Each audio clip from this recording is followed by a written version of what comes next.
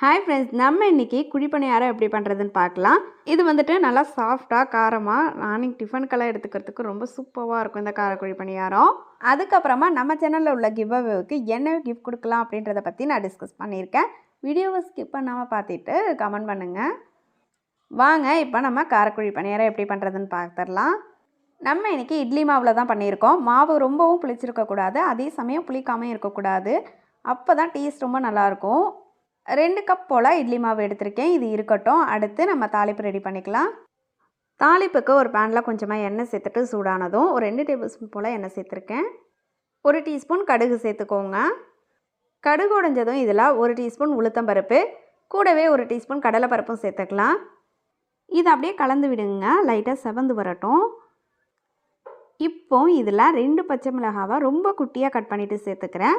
கூடவே ஒரு பெரிய வெங்காயத்தை குட்டி குட்டியாக கட் பண்ணிவிட்டு அதையும் உள்ளே சேர்த்துக்கலாம். இதை லைட்டாக அப்படியே கலந்து விட்டுக்கோங்க. வெங்காயம் ரொம்பலாம் வதக்கி சாஃப்டாக அப்படிலாம் இருக்கக்கூடாது, கொஞ்சம் க்ரன்ச்சியாக இருக்கணும். அப்போ தான் சாப்பிட்றதுக்கு ரொம்ப நல்லாயிருக்கும்.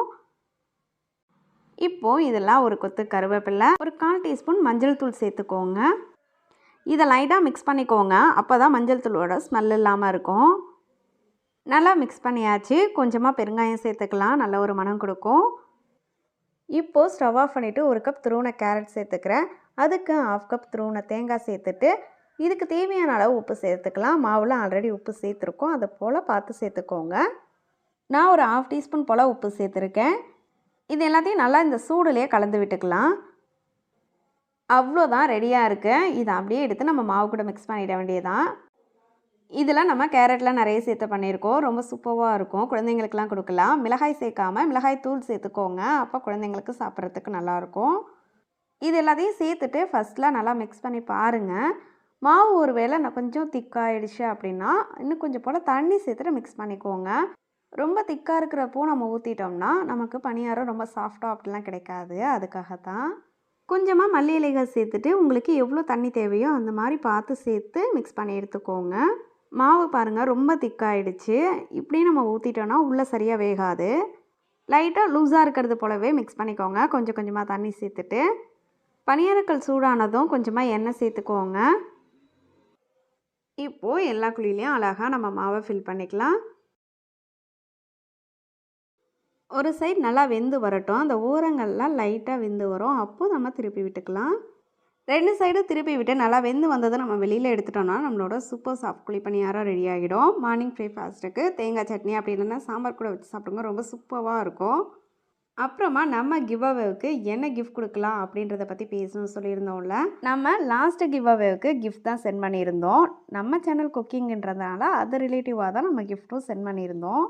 அதே மாதிரியே வின்னருக்கு கிஃப்ட்டு சென்ட் பண்ணிடலாமா, அப்படி இல்லைனா 500 கேஷ் அமௌண்ட் சென்ட் பண்ணலாமான்னு மறக்காமல் கமெண்ட் பண்ணுங்கள்.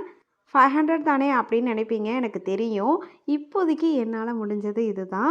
நம்ம சேனல் மானிட்டேஷன் ஆகட்டும், அதுக்கப்புறமா நீங்கள் எதிர்பார்க்குற மாதிரி நான் கிஃப்ட் கொடுக்கலாம். அதுக்கு நீங்கள் எல்லோரும் சப்போர்ட் பண்ணால் மட்டும் போதும். கிவ்அவே வீடியோ பார்க்காதவங்க ஃபஸ்ட் கமெண்ட்டில் பின் பண்ணுறேன், செக் பண்ணி பாருங்கள். கிவ்அவேவுக்கு நீங்கள் எந்த வீடியோ வேணாலும் சென்ட் பண்ணியிருக்கலாம். அவங்க உங்கள் நேமை மென்ஷன் பண்ணி கமெண்ட் பண்ணுறாங்க, அதனால் நாங்கள் அதிலிருந்து தான் வின்னர் செலக்ட் பண்ணுறோம். இந்த கிவ்அவே இப்போ மட்டும்தான், அப்புறம்லாம் இருக்காது அப்படிலாம் இல்லை. எவ்ரி மந்த் கிவ்அவே இருக்கும். 2 வின்னர் செலக்ட் பண்ணுவோம்.